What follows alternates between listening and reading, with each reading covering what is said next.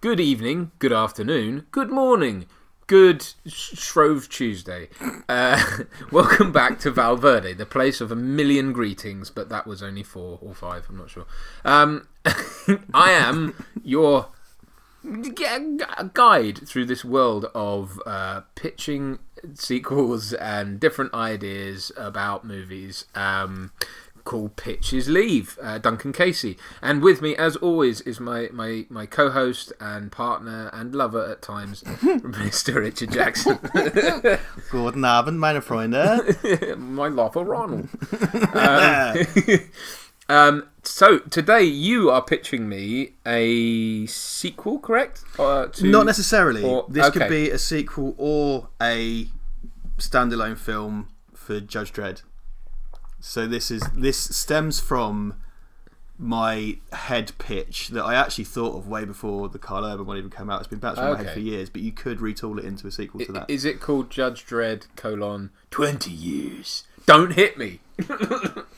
Ah! I was about to make a comedy getting up and leaving voice. No, it is not called that. Oh, okay. It's called Judge Dredd 2, Electric Boogaloo. Look, I've got to heavily caveat this though. For reasons, I have to do some housekeeping here. When we very first started this, someone come up and said in our comments, "You're ripping off Ashen's Sequelizers podcast." Right. And I said, "I've never even heard of that. What is it?" And they were like, "It's what you've just done." Okay. And I was like, "Oh, it isn't literally what we've just done." Well, yeah, I don't know. I still haven't listened to it, but okay. It's on like the Extra Ashen's channel. Yeah. Wasn't our intention to rip that off. The reason I'm bringing it up is because I fucking thought I'd do this, and then I checked, and they've already done Dredd 2. Right, okay. Right? Now, the thing is, here's the thing. I'd be fucked if I'm not getting my Dredd pitch down, being who I am. Yeah. And, like I said, this has been bouncing around my head since probably, like, 2010 or something. Right. And I have kind of... You could do it as, like, an original Dredd film, or you could do it as a sequel to the 2012 one if you wanted. I think it works both ways quite neatly. Cool, yeah. So well, it's very much... I mean, you've always spoken about the 2000 AD world as being this big world that Judge Dredd is a part of and a kind of linchpin, but not like... Yeah, because there's whole other strips set in completely other continuities and stuff. And the Dredd world itself is insanely huge. So, look, apologies. Our intention was not to rip off someone else's podcast, but, kind of fuck it. And we like Stuart Ashen's and all that. I directed Stuart Ashen in a video for Retrotech Archive on YouTube. So if you look up Retrotech Archive, Towns Marty FM, I directed that. He's a lovely guy, so I have met him. So he won't remember who I am. And I was in the room with him the other night at Computing History as well. But I'm not just named... Well, I am just name dropping. So that's perfectly okay. I've got this whole sort of like... when this is played out in court, which it definitely will, because we're such big high flyers. Anyway, so that's my... so this is my pitch for Dredd or Dredd 2, and I think you can throw some ideas in. And maybe it is a Dredd 2, maybe it's just Dredd. My knowledge of Dredd, the Dredd universe extends pretty much to the 1.5 films. Well, that's what I'm... And also that A to Z of Judge Dredd. That's what I'm banking on, because I think you as the kind of punter, the casual punter, could augment this idea. Alright. Okay, so... Groovy. So I'll take this from the top. So basically, something that's happened a lot recently, and I think it's something that Batman Begins did really, really well, and the MCU has run with this massively and used this formula, is that David Goya's script for Batman Begins is a really satisfying mashup of like Long Halloween in Year One with a bunch of other stuff thrown in, right? So it's not a straight adaptation of either, but it takes loads of good, useful parts from that and tells a story. And so, for example, Marvel Civil War is an in-name version of Civil War. Winter Soldier is kind of an in-name version, but it uses pieces, right? Yeah. So my idea is to not do a straight adaptation of anything in particular. We just had a little email tone on the laptop. It's my fault. This is to do an amalgamation of Dredd stories into what I think would be a satisfying film and a good eye onto the world of Dredd. Mm-hmm. So one thing that I'm going to bin immediately is Judge Death. Immediately. I'm really... like, when everybody talks about Dredd, it's always like, oh, Judge Death. There are some really great Judge Death stories. It's not really that interesting. Is he the kind of Bane Doomsday? He's your Joker, really. Okay. Well, yeah. I mean, because the thing is, like, he's an unkillable kind of ghost zombie. So it's like like in other words, but I mean, certainly in terms of his look, but I mean, I don't know about his character, but is he the sort of the bad version? He's the of anti-Dredd. Yeah. That's why he's like the Joker. He's like the anti-Dredd, and the idea of death is he's taken Dredd's philosophy one step further in that he's made himself immortal, which I won't go into, and his idea is like, oh, crime is committed by the living, therefore life should be a crime. Okay. So he kind of wants to. He's an omnicidal. Right. I don't think that's that interesting, and people always go like, oh, judge death, and I think even Alex Garland wants to judge death. We're not doing that. It's the thing of when you have that immovable character, right? Because Judge Dredd is the I am the law, right? So you need to find that thing that tries to break. Well, here's the thing. That's not interesting. Here's the thing. So that's the kind of typical anti-Dredd. Here's my pitch. There's a character in Judge Dredd called Marlin Shakespeare. Chopper's his taken name, right? Because he's a. But everybody, like one of my favourite 2000 AD side characters, is a character called Sigourney Bean, who was in like a vaguely alien character. So it was a cross between Sigourney Bean and Sigourney Weaver, and she was Sigourney Weaver. Yeah. Anyway, Chopper Shakespeare, or Marlon Shakespeare, his parents are victims of kind of the insane boredom and unemployment that's right for Mega City 1, and they live this kind of dowdy, kind of lower middle class life, and he kind of hates it up in his block. Right. And his only expression of himself is to he's a sky surfer. So he goes out at night. Initially, he's a graffiti artist, but then he does some time in jail and comes out and becomes a sky surfer. So that's a sport in the future where you have a flying surfboard and you go surf around. And he calls himself the Midnight Surfer because he goes out and does loads of dangerous stuff out in public that could get him and others killed and blah blah blah. He's kind of a thrill seeker, and his only escape from Mega City life is to go out on his surfboard. Right. And he is such a great anti-Dredd because it's a young, free-spirited guy who's just trying to not live by the rules and enjoy his life, whereas Dredd is kind of the button-down authoritarian, right? Right. And over the years they've butted heads a bunch of times, right? So Dredd versus Chopper is this thing, and there was this one strip where Dredd has a gun to his back and he's going to shoot him in the back. And he was originally meant to kill him, but they didn't go down that route, right? Okay, yeah. And Chopper was partially set up in the Karl Urban film. Oh, really? Because there's a bit of Chopper graffiti. Like, Chopper's trademark is the words Chopper, and the O has a smiley face in it. And that's written inside the block. Okay. Yeah. Right, so I'm just setting up Chopper for everybody, right? Yeah, so my film is fundamentally Chopper versus Dredd. But the stuff that I find interesting in Judge Dredd is the kind of judge procedural stuff. Right. Okay. So my favourite stories are the ones that are about Mega City 1 and the justice system and what it means to be a judge and all the kind of... There's lots of sort of cloak and dagger stuff inside the system and stuff like that. Mm-hmm. And one of the big running threads in Dredd over the years has been the democracy thread, in that democracy is illegal in Mega City 1 because it's a fascist superstate and there are democratic extremists that go around blowing people up and committing terrorist acts and stuff like that. Right? So there's been a bunch of stories. There's America, which is about someone who falls in love with a girl when he's young. She comes back into his life when she's older, which is part of a terrorist movement for democracy. Okay. There's one called Twilight's Last Gleaming, which is where Mega City 1 has a referendum to decide whether or not they have democracy. Wow. Weirdly prescient at the moment. And there's been a few others, Letter to a Democrat, all this democracy stuff. And there are scenes in those films in those comics, where there are democracy protests and the Justice Department send undercover judges into the protests to incite violence to make the Democrats look bad. Okay. And there's all Judge Dredd doing like super questionable stuff. Right. Okay. Like really sinister shit. Yeah. So here's what's going to happen. There's an election coming in Mega City 1. And the judges have infiltrated the democracy movement and they're trying to smear them from the inside. There are mass protests and civil unrest, and the city's tearing itself apart. Dredd is involved in that movement, and this is where I'm going to bring in elements from Total War, which was a later democracy story where democratic terrorists have hidden 10 nuclear devices inside Mega City 1, and they're detonating them one by one. So actually nukes go off inside the city, kill hundreds of thousands of people and stuff like that. Yeah. And their ultimatum is that the judges have to leave Mega City 1. Right. So Chopper's trying to live his life in Mega City 1 as a sky surfer, and all this social unrest is going off. Dredd's investigating all this stuff that's going on, and Chopper just wants to get out and just wants to live his life.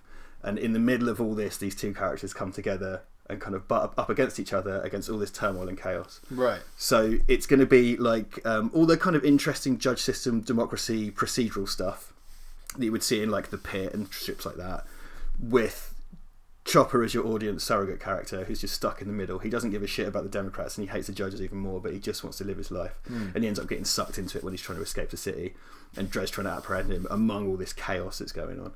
So it would be kind of realistic in that sense, because people complained about the last one, oh, there's no aliens in it and no fatties in it and whatever. This would be nuclear bombs going off in a massive future city. It would be insane tower blocks and kind of roadways and surveillance drones, and it would be a bit more sci-fi than the Karl Urban one. It would touch on a bunch of social issues, and one of the most uncomfortable things about Dredd is you are satirically forced to side with the fascist, but that's the point. And if you interpret it as fascist, it's because you're a cretin. And you can read some stuff about the 1995 Stallone Dredd to see where they got that wrong, because they were just kind of like, oh, we're making a fascist movie, we better change it. And it's like, satire, you pricks. And then your audience surrogate character is this kid that just kind of is trying to get out. And that's basically my pitch. So it's kind of democracy, police procedural stuff versus ordinary citizen life, and how they kind of intertwine and interweave. And ultimately Dredd's gonna stop the democracy terrorists, which is a mainstream megabucks film, is going to be this weird, wonky, uncomfortable thing to watch. But then you're going to have this kind of triumphant escape by this kid who's just wants away from this horrible life, and you're going to get the kind of street view and the ordinary person's view of that world through him. It's an interesting it's a really great sort of process, because I like the idea of the fact that you've got that backdrop, but then you've also essentially got the battle being played out between two philosophies, if you want to call them that. Like, I might take out the nuclear bomb stuff because it's a bit too much. I reckon if it was just against the democracy stuff, Total War's a great story. You could come up with another terrorist device that isn't nukes, I suppose. You could come up with. So it needs to be your setup is that, and I think it would work as a standalone, because you have to have Dredd doing Dredd stuff. And people forget that Dredd is a detective, and a lot of the best stuff is Dredd. So Dredd's investigating the democracy shit, but also the Justice Department is sending in, who are using these sinister, horrible tactics. Then you've got Chopper.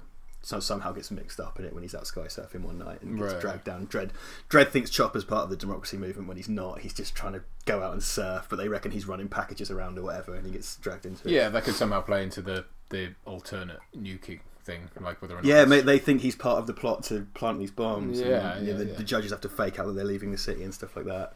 So Dredd gets to ride around busting heads and doing Dredd stuff, because that's the thing with the Stallone one.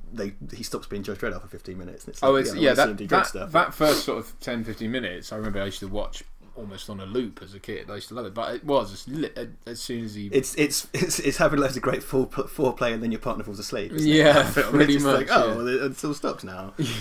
But that's my idea. That's really cool. Yeah, no, I like that. How would it resolve? Because I like the idea of I almost like the idea of ending it in such a way that like you follow Chopper more than you follow Dredd insofar as he's the one you root for, and that Dredd is morally ambiguous by the end. You know what I mean? Like it's like that was the Chopper stories were like that, right? And America's like that. Dredd is there, and his influence over it is unmistakable.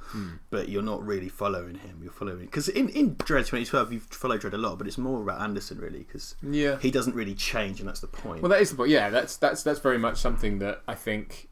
This is a problem I think Batman writers have in a way. Not that they're the same character, but that anytime you have a hero or a protagonist or whatever that is established with a very clear set of rules, and their big thing is they do not break their rules, they become the immovable object, and then it's only about what you can throw at them.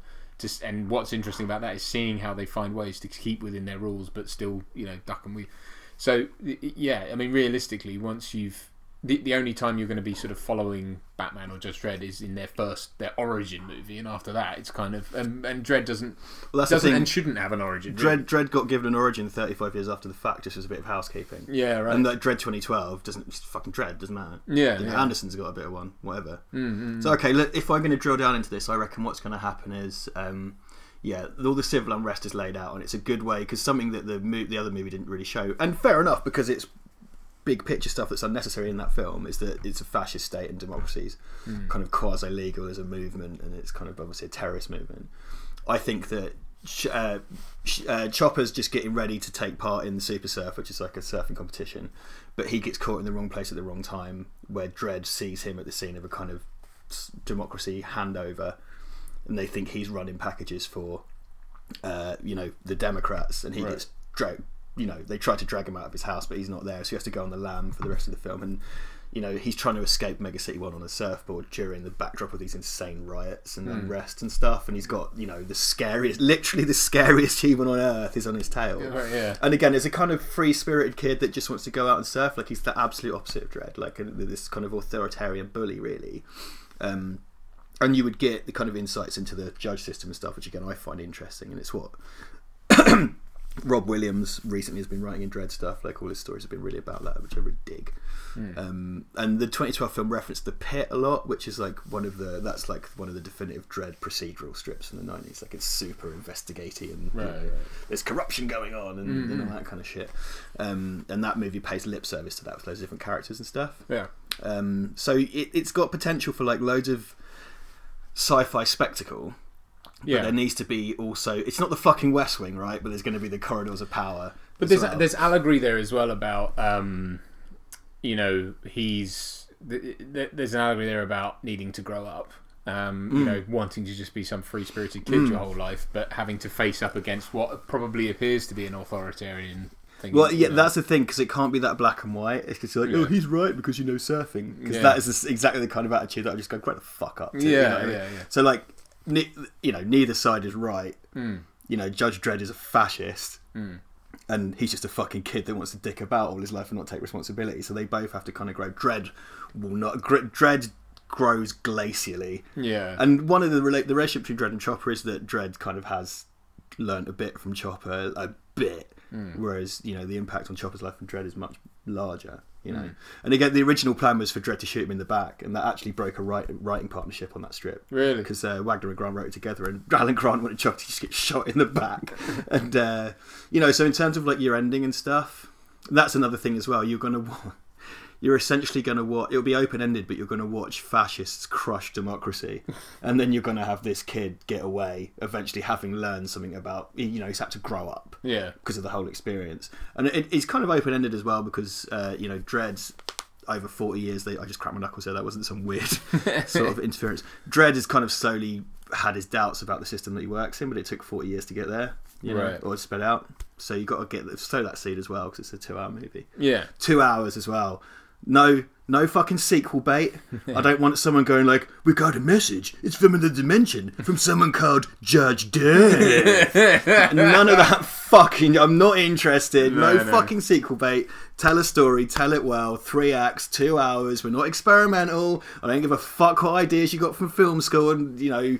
He said the hypocrite. The stupid thing about Judge Dredd is like you don't need to set up sequels with it because it is that episodic thing. You just show a day in the life, effectively, of Mega City 1, and you know, and that's what they did on a budget. Yeah, you know. Oh no, they did it great. I mean, that is exactly what needed to be done for that thing. But I suppose what's frustrating is it has to be called Dredd, it has to be called Judge Dredd, it has to be centered around Judge Dredd, and it's like if they could get off that. I mean, I gather that things have stalled with the Mega City 1 series, but that's a discussion for the time. For another time. But that is exactly the kind of backdrop where all this sort of stuff should happen. I just think that's the perfect format. Apparently, Rob Williams is writing that. He wrote the pilot, so I think that's what excites me about that. Do I think it's going to get made? Probably not, but I think it could touch on this type of stuff.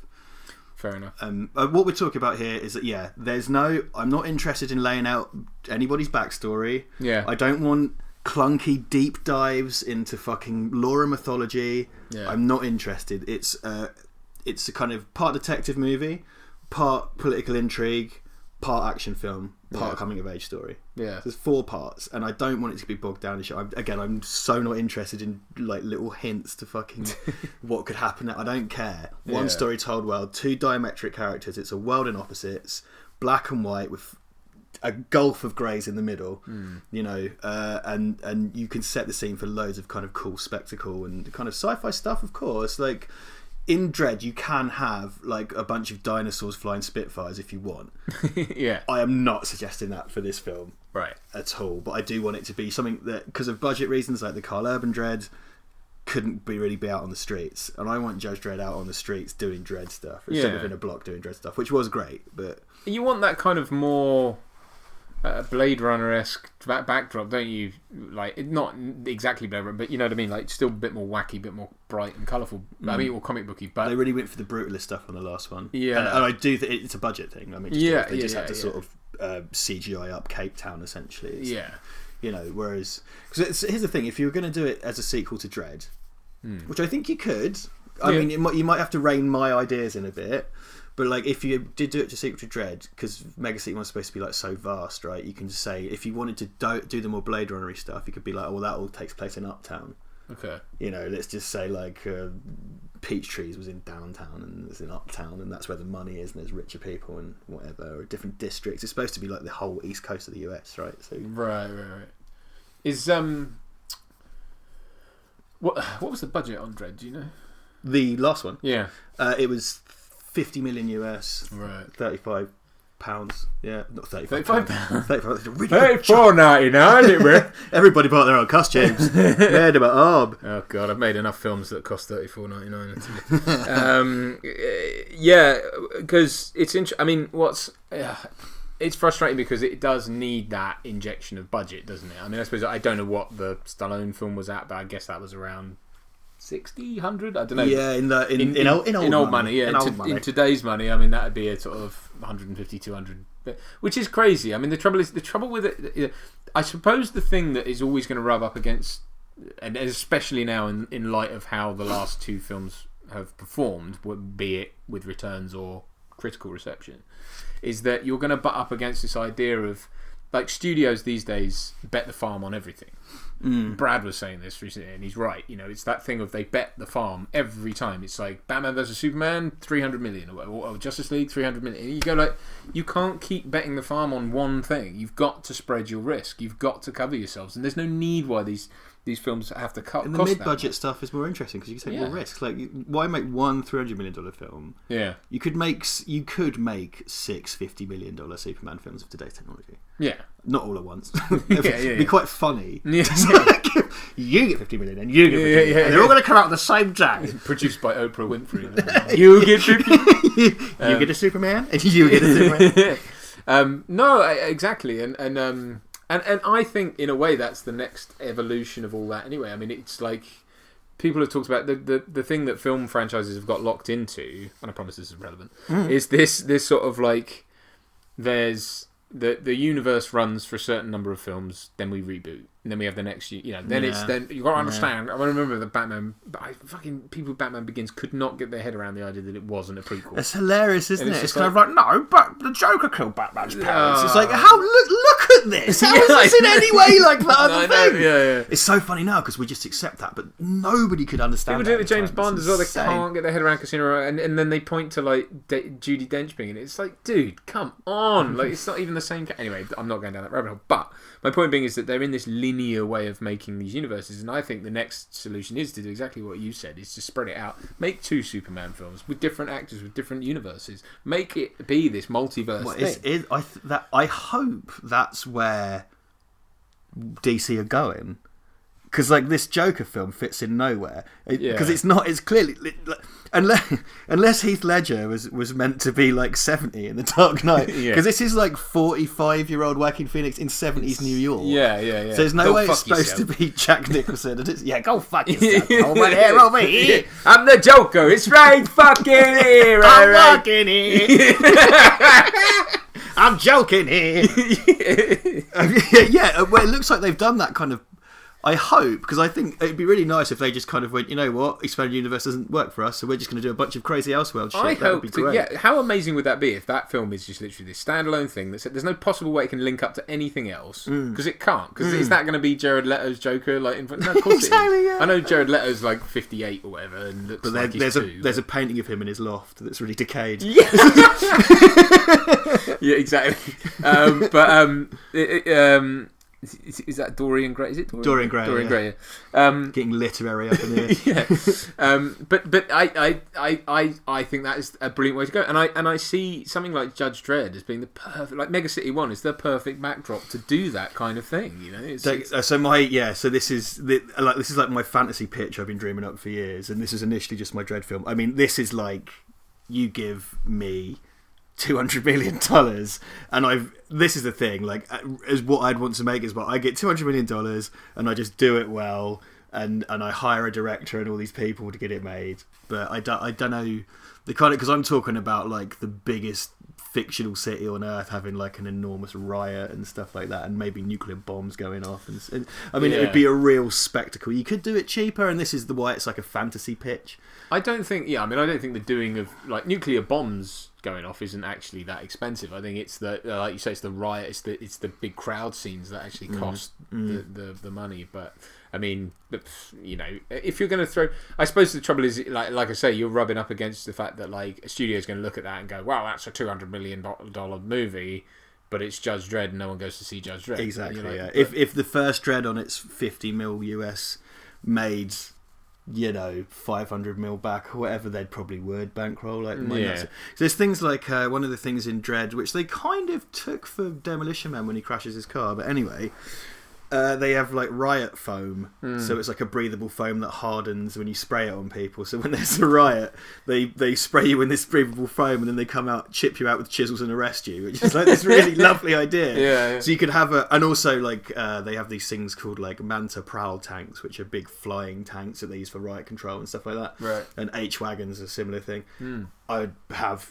Yeah, flying tanks, and of course, like you'd have like sky surfing scenes as well, right. Because there's some kind of nice passages in Chopper when he talks about the city, like it's this awful place, but in certain times it could be really beautiful. And so, and I'd love to do a really kind of slow, ponderous, thoughtful kind of Blade Runner 2049-esque scene of him going sky surfing above. Right. You know, he's literally above the chaos and stuff, and you can look at it from a distance, and it's beautiful, and then bring it down to street level and you see how ugly it is and stuff. Would you give him like an inner monologue and stuff like that? I'm really against that as a voiceover stuff. Yeah, I really because you kind of have to. If he's a solitary character, that's the fucker, isn't it? That's the real thing. And because one of the things that really annoyed me and that I really hated the opening monologue to 2012 Dredd, because it's just like the one from the 95 one. Yeah. But the thing is with that. Who would Dredd be telling? Well, who would be? Yeah, like so it's all in his head. But I guess it's one of Dredd's things. Like when Wagner writes Dredd, it's all about his inner monologue. Okay, but it's a comic, right? So it's different medium. It works different. It's not the same thing. It's like a voiceover. But they have to lay a lot of stuff out for you to understand what's going on, because they want the story in the 2012 Dredd to be done so efficiently that otherwise you would have to have characters going to each other. Well, you know, now we have the power to. Yeah, we've had that for 100 years. Why are you saying that out loud? Oh, I don't know. Like, you know, so they got it's that expository. I mean, that was what was flung at The Predator recently, was the fact that it's all expository dialogue because you haven't set anything up properly. You're not telling your story visually. You're telling it through the character. You know, and that is always a problem because you're always having to stop the story for characters to explain it to each other. That's why that film just goes from, you know, it's like a bus to a farmhouse to a this to a that, just so that they can have a place to stop, catch a breath, and talk. Well, and the Star Wars prequels as well, as Red Letter Media famously pointed out. There's endless scenes of people walking down corridors and stopping so they can dump off. And the Watchmen film does it as well. It's kind of like, oh no, I can't find my keys. This reminds me of in 1972 when Blue Ocelot couldn't find his keys in the museum on 44th Street, and then Black Teacup came in with one shoe on and he realised it was all started in the Cold War, which then he told me about in 1943. And it's just like, dude, what are you talking? You know, because they've tried to condense. And hey, look, I've got to give them their due. They had to condense down a lot into that script for it to work, but then it's just full of like hideous exposition. So there's a really famous, like in the Dredd America story, there's a really famous opening monologue from Dredd where he talks about democracy. It's like, where do I stand? I tell you where I stand. And it's a really cool. And look into his head, which is quite rare. Even though he talks in monologues, it's always about his investigation and stuff like that and how he feels. Yeah. But like his actual views on stuff aren't given that often. Yeah. And it's this thing inside his head, this great monologue about his views on democracy. And if I was going to do one thing like that, it would be in his head. You could give Chopper a friend, but I don't want it to be like the fat kid from Spider-Man Homecoming. You know what I mean? I don't want it to be in shop class talking about. Could it be that I don't know, because see that's the thing, isn't it? Is it's like, you know, you talk about Dredd changing glacially, but changing, you know, and if Chopper's a character that has that impact, and maybe that his view on democracy is what he could tell Chopper in a monologue at some stage. Yeah, it'd be nice to have some kind of. I would like to have the kind of face off. You know, where they're behind a metaphorical glass, so they can't hurt each other or do anything to each other, but they have to dialogue, and they could have like, you know, what you're doing, you're wrong, and it's like, no, you're a big bully, you shut up. I mean, if you gave someone like Chopper, if you gave Chopper a friend to sort of sound off to, I'd be open to sort of like intercutting the dialogue with the friend character to his surfing montage to sort of create a voiceover, but not do the kind of like theatrical cut of Blade Runner. Is like, I am Deckard, I have a big coat, I catch robots for a job, but I might be a robot, but I'm not sure. I have a flying car. Unicorns. Origami. Ryan Gosling. Oh. Yeah, Dave Bautista, whiskey. I'd put Dave Bautista in it. Oh yeah, I'd have Dave Bautista as a judge. Put him in everything. He's Yeah, fucking awesome. He was Judge Steroids. Judge Guthrie. People who know what I'm talking about know what I'm talking about. That Batista for Guthrie. That'd be sick. Cool. Yeah. No. Yeah, and I like the idea. I mean, would it be too hokum to give like Chopper a thing like maybe like he records messages to someone, or he like there's a reason why he speaks? I would find a way. Yeah. I'd find a way for him to externalise, because otherwise I'm kind of not mad on in a monologue, but maybe that's the way to go. But I would find a way for him to externalise. It would be good to have him at a point where he could lay out his philosophy to the audience. Well, that's the thing. You need Dredd lays out his and Chopper lays out his, because the main conflict in the film is between these two opposite characters, and I think it's more interesting to have it that way round than a man who believes in the law and a zombie ghost and wants to kill everyone. Yeah. So like Black. Well, of course he's wrong. Yeah. You know, if the thing, because Dredd's killed so many people, they got themselves painted a corner where they had to create a villain whose motivation was omnicide. Was kill all. So you know. Yeah. I just don't find that interesting, and people want to see the zombie ghost, and there's been a bunch of great stuff. Necropolis is one of my favourite stories ever, but I think it's limited, and I think people need to STFU about it. But obviously you can have characters like that, like Skynet is effectively that, but it's for a very different reason, and that's more of a plot device than it is, which is why Judge Death is really a plot device. It's not a character. That's the thing, yeah. But there we are. Okay, all right. Well, I think we've reached the pitch the shit out of that. The pitches have left. The pitches have left. So thank you very much for listening, everyone. That was that was Richard's pitch for a Dredd movie, not necessarily a sequel, but could be. And I thought it was brilliant. Oh, and I would give it the arbitrary rating system. Yeah, I always forget. I forgot about that. 7.5 lawgivers out of 7 3/4. Oh, yeah, it's quite high. That's pretty good going. I have to build in that little bit of doubt. But I thought it was really good. Nothing's perfect. Yeah, adds veracity. All right, guys. Well, thank you for listening, and we'll catch you next time on Pitchers Leave. Goodbye. Bye.